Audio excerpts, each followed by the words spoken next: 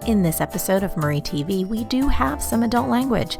So if you have little ones around, grab your headphones now.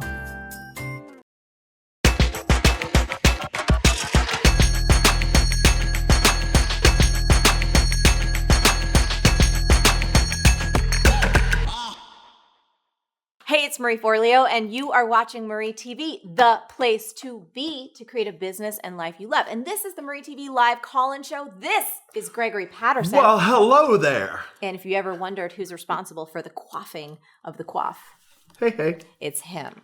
So what we do here is we take live calls from our amazing audience, folks just like you, and we do our best to give them some insight and some answers and some focus to help them move ahead. So let's get started.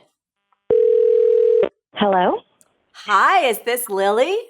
Yes, it is. Hi, Lily. It's Marie Forleo, and you're on the live MarieTV Call-In Show, and Team Forleo is here, and we are so excited to talk to you. I'm so excited to talk to you, Marie. Thank you so much for taking my question. Absolutely. Okay, so let's get right into it, woman. Tell us your question. So I started a date coaching business with B School 2018. So exciting. And I'm looking to partner with podcasts and bloggers to get my name and business out there.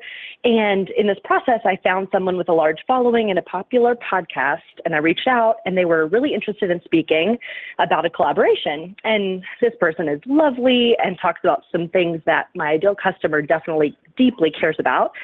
And then I was researching more into her podcast, and I found that her podcast values and some of her episodes specifically, like on dating, religion, sex, don't align with my own. And if given the opportunity, do you think I should appear on the podcast to get my name out there? The risk being my brand would be associated with one I don't resonate with, or do I just go on if given the opportunity to see if it can grow my following? What do you think? Lily, I am so clear on this one, girl. Oh my goodness, I'm really excited about this. So I was actually recently flying back from Los Angeles to New York City, and I watched this amazing documentary that I actually recommend for everyone, including you, about Warren Buffett. And I always take notes when I watch documentaries because there's always such great gems that pop out. And one of the quotes from Warren is this: "It takes 20 years to build a reputation and 5 minutes to ruin it. When you think about that, you do things differently." Stay off that damn podcast. Ain't nothing worth ruining your still small, but trying to be building, right, reputation. And I love how much respect that you kind of crafted around this particular person, the fact that she's lovely, that she was open to talking to you. But when you dug a little deeper, that you found that the values, there was no alignment there. That is going to happen at many parts of your career. And we can love people, we can respect them, we can appreciate what they do and who they are in the world. And we do not have to align ourselves with them or do any kind of business with them. So my recommendation, clear can be for you, is don't go on the damn podcast. Thank you so much. I appreciate it. It's just like, that's kind of it in a nutshell. And I don't know. Greg's here with me. You know Greg if you watch the show. Greggy, do you have any thoughts that you want to share with Lily? Yes, I do. Lily, it's so funny because I was in a position in my life recently, and I remember showing up to your house one day. I got chosen to be a part of a fabulous group on a gigantic television show. It was so against my brand. And remember when we were talking about it, and I'm like, Marie, this just in my soul does not feel right to me. Probably the biggest career opportunity of my life, but it didn't feel right for my brand. And Marie's like, what do you feel? And I'm like, it's not right. She's like, move on, buddy. And to this day, the moving on bit of protecting my brand has been so freeing and liberating. And it's peaceful knowing I made the right choice. Yeah. You know what I mean? It's a real good simplifier for all of us. If someone's values don't align with them, again, it doesn't mean we don't respect them. We don't appreciate who we are. We can love on them from afar, but it's not the kind of thing you want to get mixed up with. So Lily, is that helpful for you? So helpful. Thank you for the encouragement to value my own brand as one that has its own voice and its own potential.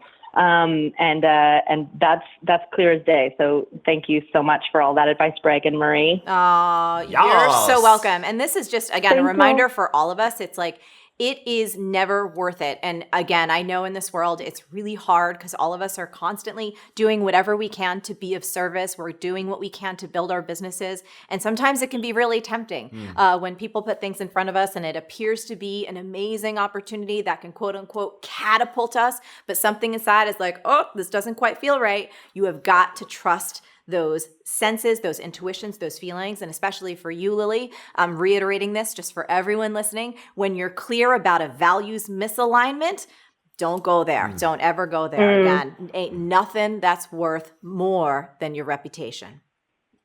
Awesome. And when, how do you say that to someone if you've already begun the conversation about collaboration? Sure. I mean, that is really a values choice. Like some people, friends often know me as one of the most honest people they'll ever meet. I have friends that say, girl, you just tell it. You tell it like it is. And then there's other folks that find that their personal style is perhaps, they'll kind of position it a little differently. Like, you know what? I'm actually changing direction for my business. So Lily, I'm going to leave that up to you. I feel like there's always a way to communicate in a way that's honest and respectful and true to yourself without hurting another person. So, and also I think the thing that's great about this conversation is that you guys aren't locked in yet from what I've heard. It's not like you have a date that you're supposed to make this podcast happen. It feels like it was more in the discovery phase, right? So what may happen for you, and this has certainly happened in my life, when you get clear on alignment for yourself, those situations that could have been possible don't even materialize. Yeah. And you have to trust yourself that if this person does call and ask, you'll want to take some time and craft an email or a response that is really respectful, as honest as you want to be. And just trust that when you're kind and compassionate to another person, if you let them know that you're something has shifted for you, or if you want to say, hey, I've discovered not everything is in alignment, but I really respect you and I'm just going to go a different way. There's many different ways you can approach this, but I wouldn't stress out about that. Based on how you communicated here, and I've checked out your website a little bit, you're an excellent communicator, so I know you're going to be just fine. Thank you so much, Marie. Thank you for helping me believe in myself. Oh, you got it, darling. Thank you for calling in and keep us updated on how things go. And can't wait to see you in B School next year. Yay. Can't wait. Have a great day. Bye. Thanks. Bye. Hello. Hi, is this Natasha? It is Natasha from Germany. How Oh, are you? hi, Natasha from Germany. It's Marie and Greg and the MarieTV crew, and you are live on the Call-In Show. It's so great to talk with you. It's so amazing to be here. Thank you so much for this opportunity. Absolutely. So, woman, tell us your question. We're going to see if we can help out. Perfect. So can I just add one more thing really quick before we start? Of course. Perfect. I just feel I need to get this off my heart. So I just wanted to say thank you for not just you, Marie, but for your whole team. I think you have no idea how tremendously I inspire you, and you help me so much with your day-to-day work where I am right now in life and also in my business. So I just want to get that out before I jump into the question. Oh, thank you. And everyone's faces here, they're all saying thank you. They're getting thumbs up, everyone around. There's tears in Greg's eyes. So thank you for that, Natasha. It's Perfect. People like you that we honestly do this for. If it wasn't for you and everyone else who paid attention, I'd have nobody to make a show for. I'd just be sitting in my room with like green screen and doing, wearing silly outfits and stuff. So thank you. Yeah, no, I can imagine. I'm sure you could. I can imagine. I mean, but honestly, I've never met someone or saw something, who really took their tagline, create a business and life you love to heart like you guys do. So, if anything, that message is helping the world. So thank you again. And I will jump into the question because I know you need to answer that. So I did launch my business, which I, of course, did pour a lot of time and effort and money into it. And even though from the, I would call it environment, publications, people I talk to, I get really, really great feedback on, Yes. I haven't sold anything yet. So my question to you and your team would be if there are any indications that a business idea is simply not good enough to survive and when is the right time to step away from it? Yes. Okay. This is a brilliant question. I'm going to ask you some follow-up just so we can get some more clarity for you and also for everyone listening as well. So, Natasha, can you tell us what your business sells? Yeah, sure. So I created a meditation program for couples which go through or have to go through infertility program. So to help them to visualize and with the help with meditation and positive affirmation to prepare themselves to going through IVF. Brilliant work. Really, really brilliant. Okay. And how long have you been doing this? Not that long, but where, obviously my impatience comes into place. Yeah, but sure.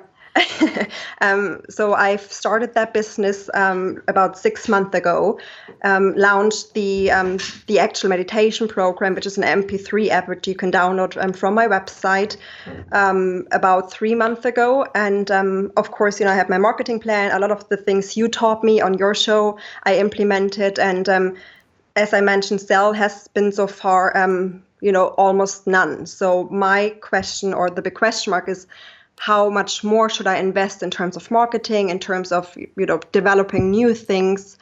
Because the industry or the feedback I'm getting is, oh, why don't you do this and that and this, even more. Sure. But all the requests I'm getting is tied to more investment.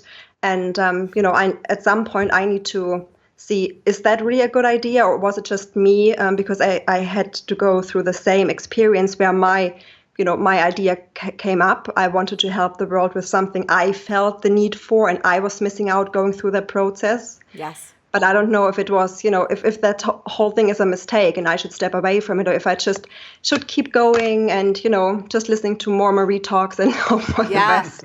Yeah. So there's a lot that I want to say to you. So I want to share a quote, and this is not just for you, Natasha. So we're going to have a great conversation, but it's actually from my friend Tim Ferriss, and it's something that I come back to whenever I'm working with entrepreneurs, because you're right. When you've put a lot of work in, and when even people are giving you great feedback and they say, wow, this idea is amazing, if that's not translating into sales, rightfully so, you're asking some really good critical questions. So I want to read this quote from my friend Tim, because again, I want to make sure I answer this question in a way that's not just of service to you, which we will be, but also to other people. So Tim's quote is this: to get an accurate indicator of commercial viability, don't just ask people if they would buy, ask them to buy. The response to the second is the only one that matters.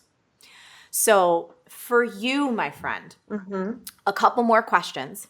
Do you feel like you would be talking about and doing this type of work in terms of creating meditations for couples that are navigating the circumstance of infertility? Like, would you do that if you weren't getting paid for it? Like, do you feel like, oh my goodness, this is my life's work. Yes. I have to do this no matter what? Yeah, straight from my heart. Yes, definitely. Okay, great. In terms of your financial situation, and please feel free to answer in whatever way you're most comfortable, are you in a situation where you need to earn money?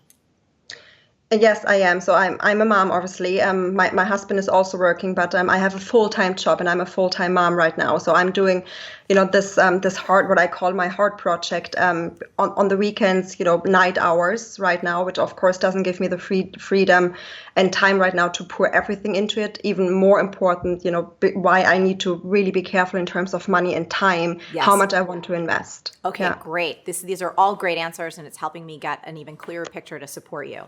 Another question for you. When you have done projections around this business, are you clear for yourself of the amount of meditation albums that you would need to sell, whether it's per month, per 6 months, per year, in order to meet the financial goals that you have set for yourself? That's a very interesting one, because first off, I didn't set myself a financial goal because I wanted to do it anyways, no matter if I get money from it or not. But then once you start investing, and I ended up investing more than I intentionally wanted to, because I wanted to get that professionally right and in good quality, then of course the return of investment I made today would be nice to have. So yes, I know how much I would need to sell in order to get that return of investment. Okay. So do you feel like it's realistic though, as a business, given I know you've been trying to sell it for 3 months now, and this whole thing has been kind of a 6-month endeavor in terms of the business aspect of it. I will say, generally speaking, that's a pretty short time frame for most small businesses. Some people hit it right out of the gate. My concern for you, Natasha, and this is just me going on my instincts, is that there's not enough clarity around your business as what you'd like that to be in terms of your financial goals, right? Like how much revenue and profit you'd like to earn per year, or you need to earn per year to make this a really viable business. In terms of selling a meditation album, like, I don't know what people pay for things like that, but I know that there's so many free resources online. My gut's telling me this may not be the right exact business for you, but you would need to fill in some of those blanks. So for example, taking some time over the next week or two and really going like, what do I want my business to be? How much do I want it to earn? Who is the market that I am most committed to serving? What are their challenges and problems? And how might I be able to solve them in a way that allows me to charge what I need to charge in order to earn what I would really like to earn and have enough profit to make everything make sense? So let me give you an example outside of your industry. Having worked with over 40,000 B-Schoolers at this point, helping people start and grow meaningful businesses, oftentimes people would come in with an idea of like, hey, Marie, I want to get my business started and I want to sell this ebook, as an example. And they'd say, okay, great, you want to sell an ebook. What's the price point on that? And they would say anywhere between like $7 and $20 or $50. And I'd say, okay, and what are your financial goals? And when we start to really put things down on paper and get concrete, it became so clear so fast that there was not really a good chance for them to sell as many of those $7 or $10 ebooks to be able to make it to where they really wanted to go. So it gave them an opportunity to step back and reassess. Does that make sense? No, that totally makes sense. And I have to say that I did do the math in that terms. I know how many, how big the market is. I know how many, clinics are there for me to approach and what the total outcome could be. But that also would mean I need to invest a little bit more to be recognized, to be seen, to be heard. And right now, and you made a very good point. Right now, there are so many free meditation programs out there. Yet I have to say they're not tailored to IVF, to couples going through that process. So that's why I think the world needs that, because there are a lot of people who are searching for that, where medicine doesn't help you emotionally. People in that incidence want emotional support.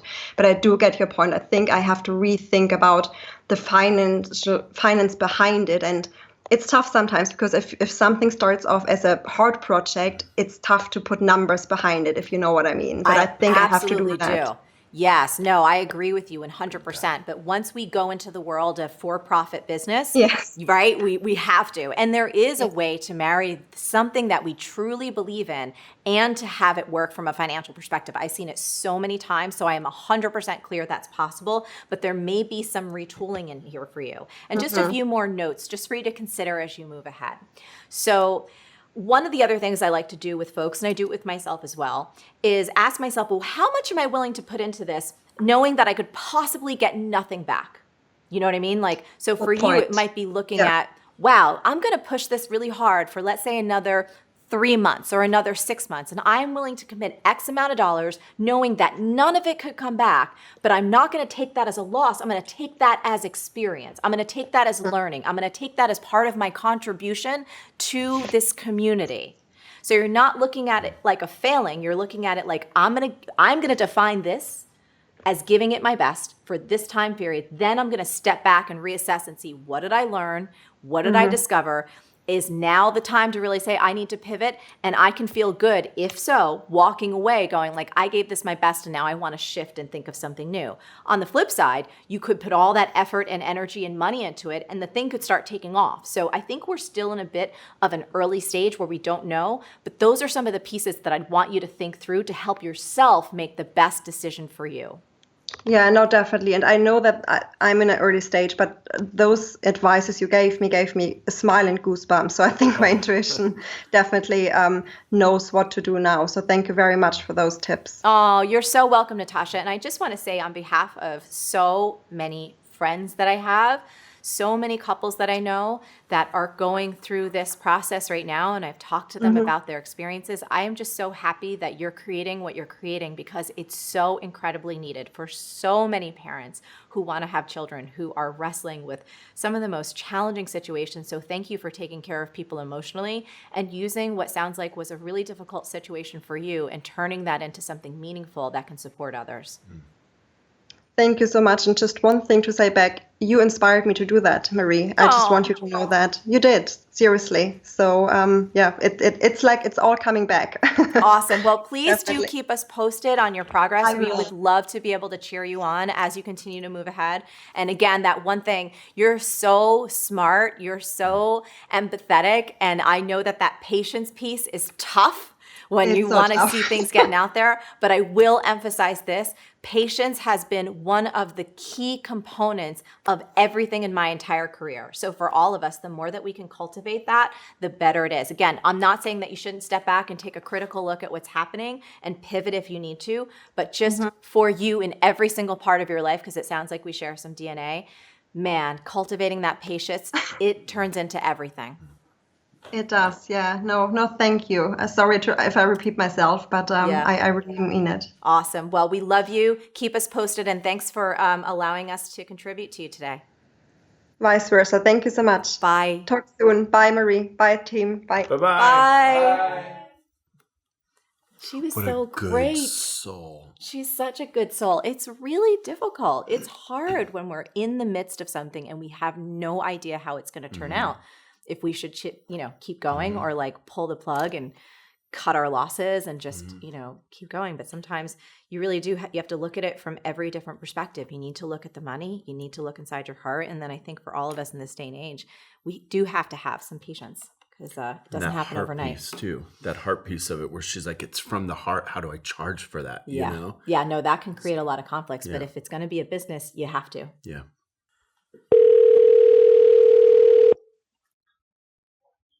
Betty here. Hey, Betty, it's Marie Forleo. How you doing? I am ecstatic. How are you? Oh, I'm so good. So you're on the live call-in show, and I'm here with Team Forleo, and we are so excited to talk to you today. So let's dive in. What's your question, and how can we help you? Well, I work full-time, and no, I cannot retire for at least 3 years. I also have a side business where I bake and sell healthy dog treats. And I do want to write a book. I have to write a book because it's just there. It's not going to go away. So my question is, do I work at my business so then I can retire in 3 years and then I can spend more time on a book? Or do I plug away at the book, kind of do everything all at once and plug away a little bit at the book every other day kind of thing? Yeah. Okay, so this is a great question. And I know for many of us, especially when we're multi-passionate entrepreneurs and we have several things that we want to do and bring out in this world, it can feel a little confusing. So I've got some questions for you that'll help me better shape our answers and insights so they can be as helpful as possible. So first one, you said that you're not able to retire until about 3 years. Where you are right now, and you imagine yourself retiring, have you set yourself up financially where you're going to retire in 3 years no matter what? Yeah. Okay, great. So that retirement thing, that's going to happen no matter what. Looking at the Yes. dog treats, are you the dog treat business? Is it a situation where you're like, wow, this dog treat business has to go from where it is right now to like 5 times or 10 times by the time I retire in order for me to put food on the table? Or is that just more of a dream? It doesn't necessarily have to happen. No, it's going to happen. I've decided. Woo! I love you, Betty. I like that clarity. Okay, awesome. And then in terms of the book, why do you want to write a book? Tell me more about that. I don't know. I keep thinking it's in me. It's not necessarily a want. It's a need. And what need will be fulfilled when that book is in reality? Relief. Tell me more. It's kind of hard to explain because it's like I feel I have something to say. and I just need to put it out there. And if people want to read it, fine. Even if nobody reads it, I don't care. Great. So for you, it's just about you have something to say and you want to get this out. So it's not necessarily about the money. It's not necessarily about the quote unquote fame. It's not necessarily about how many people read it. For you, it sounds like it's about the act of self-expression and doing this thing you know you must do from your heart. Does that sound about right? Exactly. Okay, great. So as you know, the two choices that you have, you can either hunker down, get this book done, give birth to it, and it's like, hallelujah, Betty's book is done, and now you can move on with either retirement or the dog treat business or whatever else is going to come into your heart that you want to create. Or the whole act of doing 3 things at once, which many of us do, that's a very viable way to go as well, meaning you're still working your full-time job, you're chipping away at the book every day, and you're working on your dog treat business. So curious, for you, when do you come most alive? When you have multiple things going at once or when you focus in? If you look back in your life, where do you get not only the most satisfaction, but the biggest results? When you focus in or when you have a ton of things going on? I would say when I have a lot going on, I can't sit still. Sure. Absolutely. So does the notion, or when you imagine yourself, like if working on the book every single day, even if it were for an hour, and then also putting energy toward your dog business and working your full-time job, does that sound like Betty's dream life, doing all the things?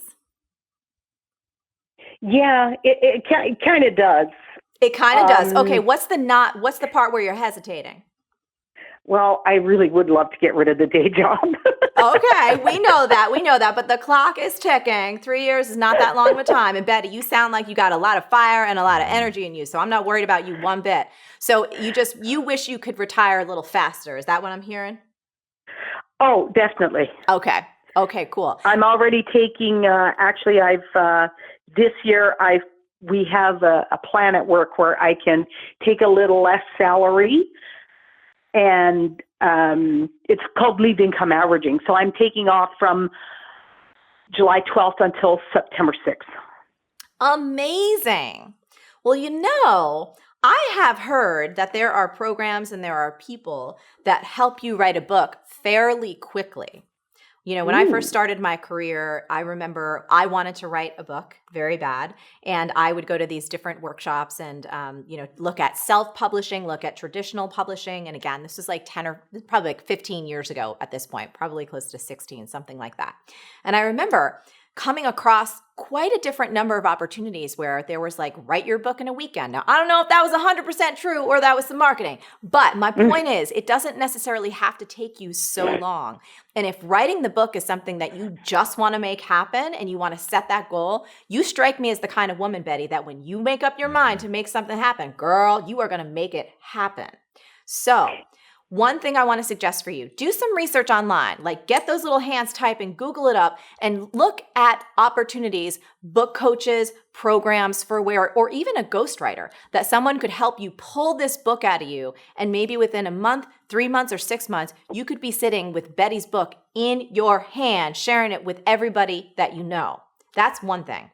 If you feel like it would be more joyful for you to just crank it out little by little, then you should just start waking up early or staying up late, whatever kind of sits with your body's clock, and just start chipping away at this thing. But I don't think you're conflicted. When I'm looking at your question and I'm hearing you, it's like you just need to hit the road and get it going. And this job is going to take care of itself. 3 years is going to go by like that.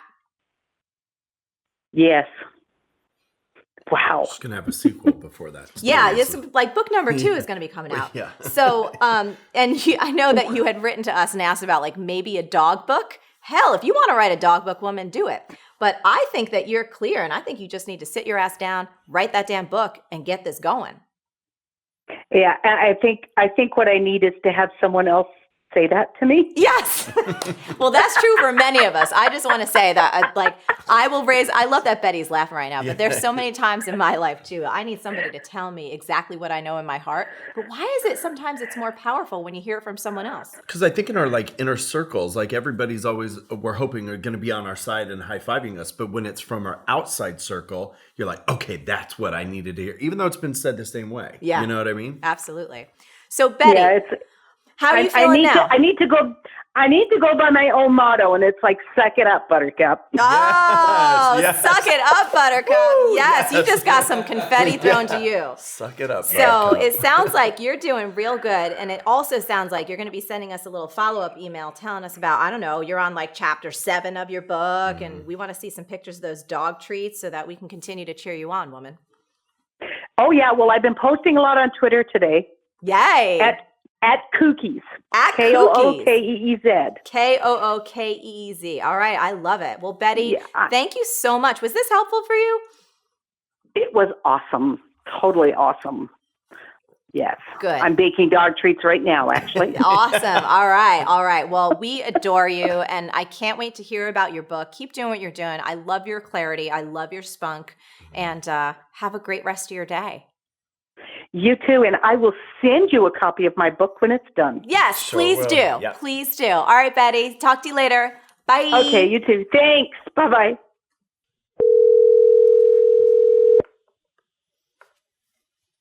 Hello. Hi, it's Marie Forleo.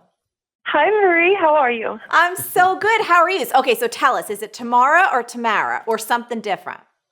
It's Tamara, like in camera. Tamara, like in camera. Thank you so much, Tamara. We are so excited to talk to you today, and we are so hopeful that we'll be able to give you some insight that can help. So tell us your question, and we'll dive in. Thank you, Marie. I'm so excited to talk to you today. All right. So on the episode Marketing Strategy, How to Write Copy That Turns Website Visitors into Customers, you talk about the spotlight method. How can a graphic designer use this idea to shape their website content to attract amazing entrepreneurs like yourself? Also, I love your motion graphics on your latest episodes. You have a talented designer. Woo! Yeah. Okay, so Tamara, like camera, right? Did I say that right? Tamara. Sorry. Tamara. Thank Yeah. you. See, this is why I need a team. So first of all, I just want to say thank you so much for bringing up that episode. So for all y'all listening or who haven't seen that episode, you can Google it and watch it because it's real good. Second, I just want to shout out to our design team because we just redid all those graphics and we so appreciate that feedback because it took us a long time and we worked really hard. So thank you for noticing. Yeah, of course. So for everyone who hasn't watched the episode, the short story is that in your business, there's only one thing that can be in the spotlight. It's either you or your customers. And what you want the spotlight on always is your customers, because for all of us in the world, when we're thinking about hiring anyone, buying any product or service, the narrative that's happening inside our head is what's in this for me. That's what we're all doing subconsciously, whether we realize it or not. So when we land on a website, while yes, we're interested in perhaps that person, what we really want is a solution to our problem, whatever we're struggling with. So just to give people some context. So for you, my friend, in terms of using that idea of the spotlight method to attract entrepreneurs to your design business, here's my recommendation. Spend as much time as possible with the people that you most want to serve. Ask them questions. Find out their biggest pain points. Find out the things that they're so frustrated with. Discover what they have experienced before, perhaps with other designers, that has just frustrated them, left them feeling pissed off, left them feeling like they didn't really get what they want, so that you can swoop in and start to address those problems, address those dreams and those aspirations the moment they land on your website. It'll help inform your content in terms of what you actually write on that website, if you choose to blog, what you blog about, if you're on social media, what some of your posts can be about. But all of that insight in terms of attracting those entrepreneurs to you, my friend, is going to come straight out of their mouths, straight out of their hearts, and straight out of their heads. And the best way to understand that is to go talk with them. So a few more things before I want to hear more from you. You can talk with them in person, which that's the best way to form relationships with people. But you can also listen and learn so much by creeping online, going to places where entrepreneurs hang out and seeing what they get disappointed about, or seeing what they're asking questions about as it comes to their web design, and hearing like, gosh, I'll tell you, before I found the design team I have now, specifically my creative director, I remember feeling so frustrated. I had gone through so many different designers trying to explain the ideas that I had in my head that were both visual and aesthetic in nature, but also wanting to get someone that really understood marketing, because it's not all about how cute it looks. The shit has got to convert. Nobody could get it. And once I found the woman who I've been working with for almost a decade, I swear to you, it was like a hallelujah moment. Like sunbeams shot out of my eyes. I wanted to drop to my knees. I was like, oh God, I didn't even know you could exist. She's real. She's real. Anyway, that's what your customers will feel like when you start to use their language and when you start to describe their problems and their aspirations almost better than they can. Wow, that makes so much sense. Yes. So when it comes to marketing copy, so the words that we use to communicate our message, the best marketing copy comes out of your customer's head, not yours. And by the way, I'm just saying this for everyone listening right now. And for you too, if you haven't gone through the free training at thecopycure.com, please go do that, because it will help you start to get in this mindset and really teach you how to understand from an emotional standpoint, a psychological standpoint, and then take all of that empathy and translate it into words that make your ideal customers go like, holy shit, she exists. Can I hire you right now? Oh, that I actually I got the honor of doing the free course already, and it helped immensely already. Good, So, good. yes. So hopefully, if sometime at some point in the future, please come take the full program, because it's fucking awesome when you're ready, whenever it's right for you. So Okay. Is that helpful for you, my friend? It's so helpful, Marie. Thank you. I appreciate it. Absolutely. Little question for you. Do you have entrepreneurs that you are either friends with or colleagues with, or people that you can go just talk to, like go have some coffee, sit down with them, say, hey, what's been your experience with designers? Like what's worked really well and what frankly has been frustrating or disappointing for you? Not yet. I haven't formed a community like that yet. Okay. Well, I can tell you this. Hopefully, when we air this episode, for all y'all watching and listening, we have a lot of creatives and a lot of entrepreneurs that pay attention to the show. So hopefully some people will be generous and start talking about, without tearing anyone apart, right? We got to be kind and we got to be nice. Hopefully, I'm going to put a call out for people to talk about some of the things that they've found frustrating when working with designers, so you can dive into the conversations and get to know some people and start to learn, what's gone wrong, so you can be the solution to some of those problems. Well, that sounds great. Awesome. And Greg's here with me. Greg, he's shaking his head. Hi, Greg. Hi, Greg. Hey, love. Anything you want to share? Yeah, thanks for asking this question, because you just gave me like 10 different ideas too. I'm like, oh my God, yes. Yeah, so ask those questions because they're great. We all need them. Okay, good. Awesome. All right, darling. Well, thank you for watching the show. Thank you for being a part of the call-in show, and keep us posted on your growth. Thank you so much, Marie. All right. Bye, darling. Take care. Bye. So sometimes here on Team Forleo, we have these great conversations that happen actually when the cameras are off. And that happened just a few minutes ago with Zach. And we were all talking about how as creatives, as multi-passionate entrepreneurs, one of the things that can stop us is overwhelm and trying to get things perfect, right? Yeah. All of us do that. I will raise my hand. So we were having this conversation. Then Zach came and said an approach that he's been using lately that's really been helping. I said, oh man, we got to talk about this on camera, because if you're someone who wants to get things done, but you're like, oh my God, I got 50 million things to do and they all have to be perfect and I need to get it all exactly the way it should be before I release it into the world, you should actually take a little page out of Zachy's book. So Zach, what's your new method that we talk about? Well, it's a mantra. It's a mantra. And it's humble, shitty, good enough. Humble, shitty, good enough. 'Cause So I'm I think it should be hashtag humble, shitty, good enough. Yeah. And the reason why I created this mantra is because I would get so overwhelmed with wanting to like line up everything, make it perfect before I even got started.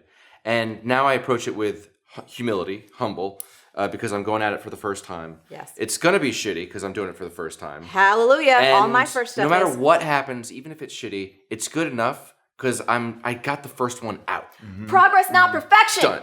Boom. I just thought that was awesome. Yeah, right? so Good humble, shiz. shitty, good enough. Yeah. And Humble, it's like shitty, good literally, enough. I start to get that overwhelm. I start to think about it too much. I'm like, no, just cut the piece of wood. I make Yeah. furniture sometimes. And just cut it. Just Yeah. cut the thing. Yeah. If you screw it up, you can buy more wood. Yeah. Yeah. No, I like it. Thanks, Zaki. Okay. Love you. You don't want me to talk about it more? Humble, shitty, kind. I think we did it. Shitty, good enough. So there we have it, everybody. Another episode of the MarieTV Live Call-In Show. Now, as always, the best conversations really do happen after the episode over at marieforleo.com. So go on over and leave a comment now. And once you're there, be sure to sign up for our email list. And what are they going to become, Greg? MF Insiders! MF Insiders. You will get instant access to an audio I created called How to Get Anything You Want and Who Doesn't Want That. You'll also get some exclusive content, special giveaways, and some personal updates from me that really I don't share anywhere else, except for maybe texting Greg every once in a while, but that's a whole other story. I get them in email updates. Yes. Stay on your game and keep going for your dreams because the world needs that very special gift that only you have. Thank you so much for watching, and we'll catch you next time on MarieTV. B-School is coming up. Want in? For more info and free training, go to joinbschool.com. They got lots of goldfish in this sea. Oh, I like it. it's styled that way. Actually, And our audio guy is giving our designer the finger. And that's how it goes here on MarieTV.